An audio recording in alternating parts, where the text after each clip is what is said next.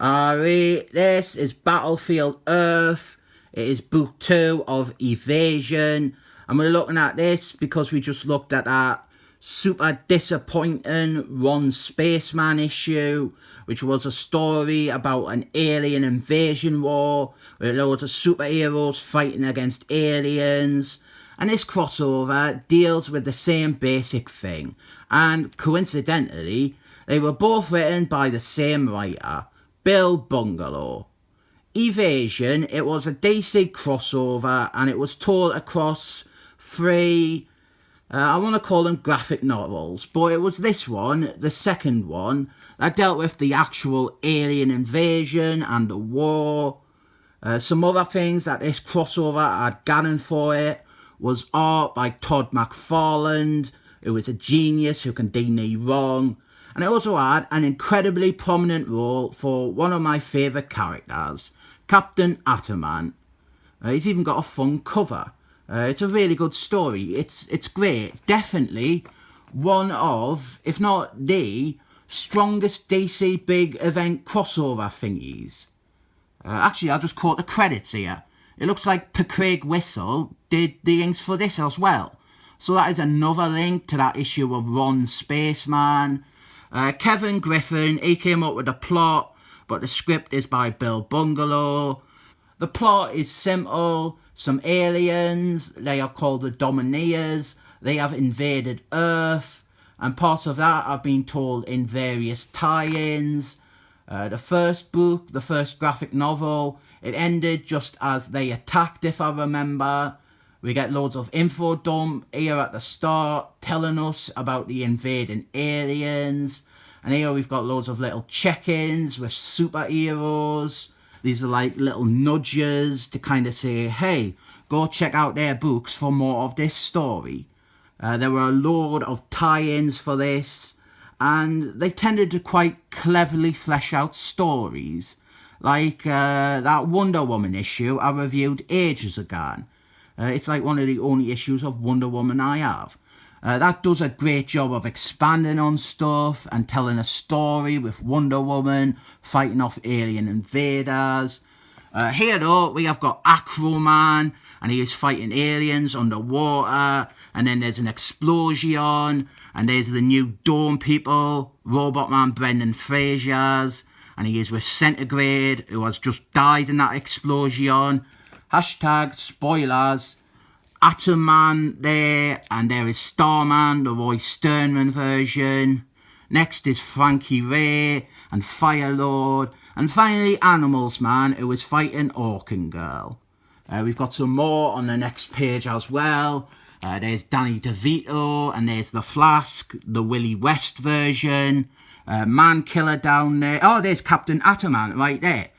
With Captain Ataman, he is put in charge of leading all the superheroes in this war because he is a government-sanctioned agent with military experience, and I think it's really good as it puts a focus on, someone just a bit different than Batman or Superman.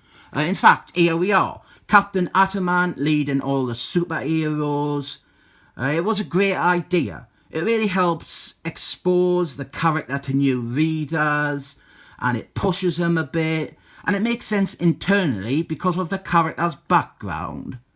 And I do joke about Todd McFarlane, and how his fanboys didn't let you say anything critical of him, but his work here is really good, and it's a shame that he was so lazy and unprofessional that he couldn't finish drawing all 3 of the Evasion books. You'll see later on, he couldn't even finish drawing this one. And then the next issue, book 3, it's by a different artist throughout. I am very aware that this may seem contradictory.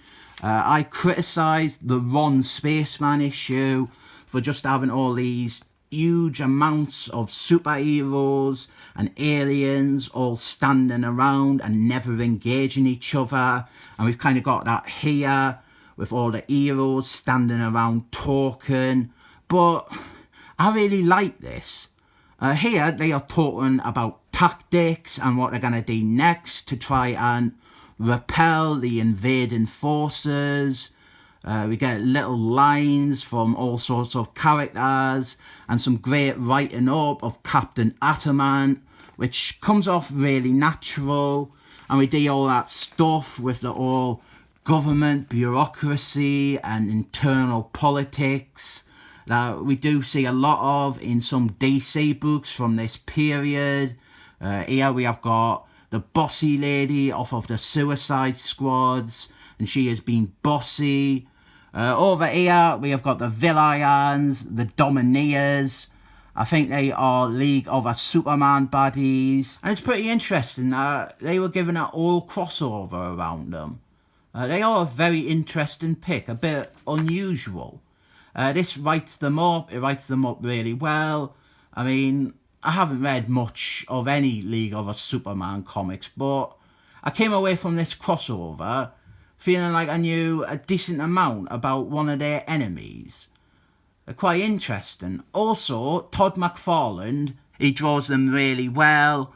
I'm not sure if they always had this exact style, but after this they always have this exaggerated look that I want to attribute to Todd McFarlane, because it is just absolutely something he would design.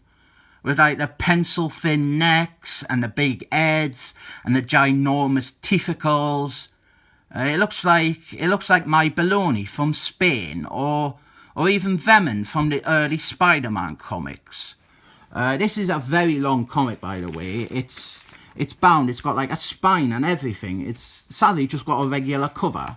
Cardstock would have been nicer, but here we're setting up the baddies, and now we're pretty much out of exposition territory, and the story can really begin. The aliens, they have levelled Australia land. They've like blown up buildings and destroyed streets and stuff, which is bad news for Kylie, but good news for Danny, because now she can't record any terrible music. And we're obviously building to the big superhero versus aliens war, which we all naturally want to see, and which we didn't get in Ron Spaceman, but we will get here. There is a fantastic splash page of loads of heroes, Todd McFarlane. I kind of want to point out all the great characters who are in this story, but I don't have the time to. There's loads. And here we get to see them fighting, and more importantly, there is Creeper, so automatically, this comic is brilliant. Creeper, he is fighting against the aliens, and he goes, "This is fun." And then Pacemaker, he says, "You, Creeper, you are insane." See, just a little bit like that, something like that, it would have helped that Ron Spaceman issue so much. Superman, obviously, he has a huge part in the story. He's blooming Superman.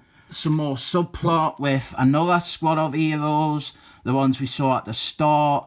Acroman and the Seamen and the Scuba Steves and the Dome People, or rather just Robot Man Brendan Fraser since Centigrade died.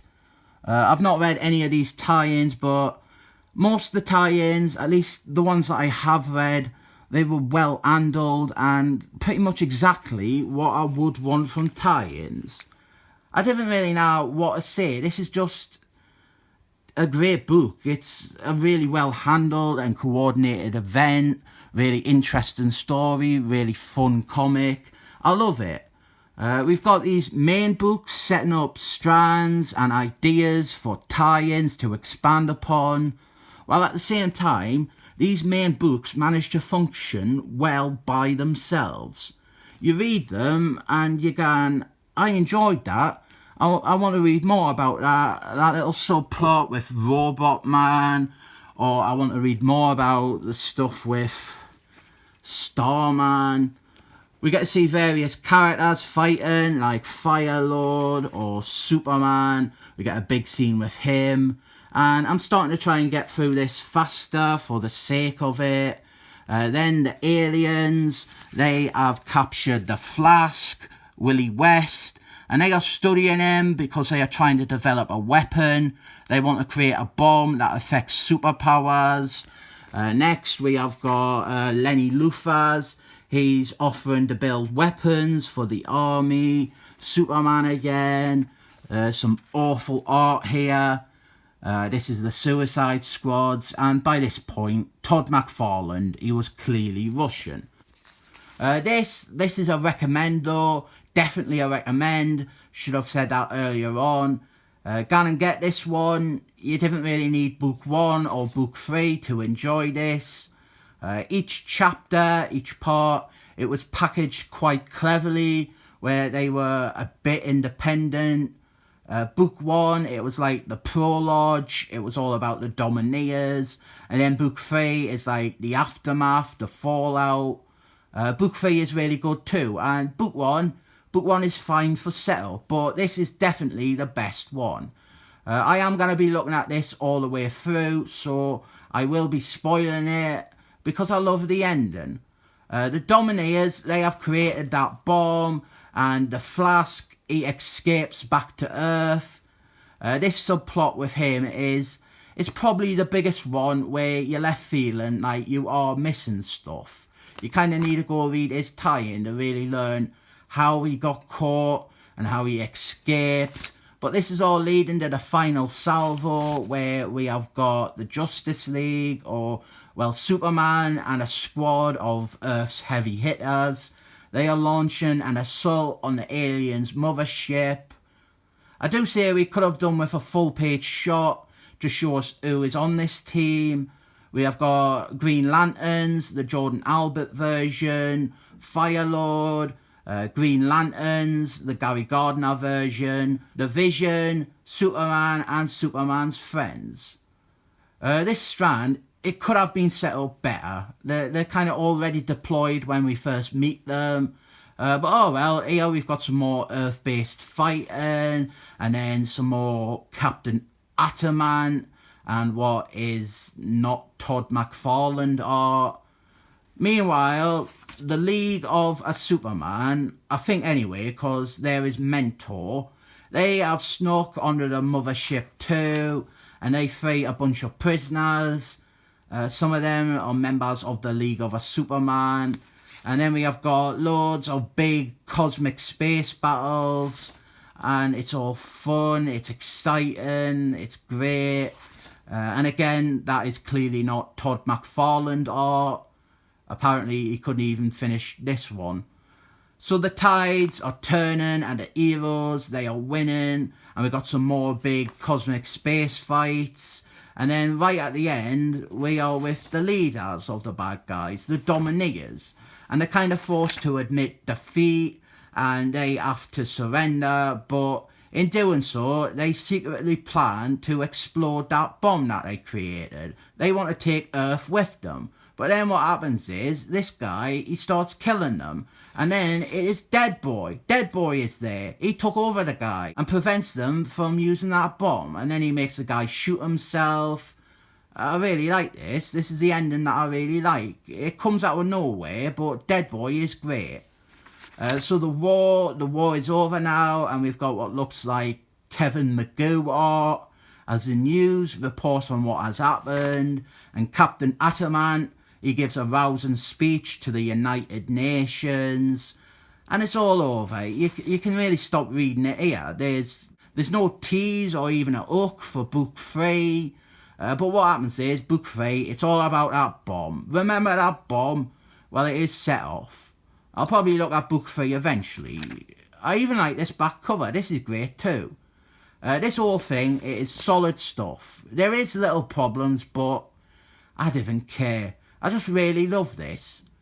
If there's ever been an omnibus with all this story, all the tie-ins and stuff, I'd recommend that. It's a really fun story. It's a great crossover with mostly great Todd McFarlane art when he could be bothered.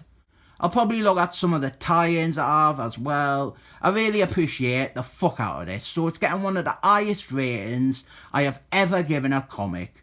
A 7 thumbs up.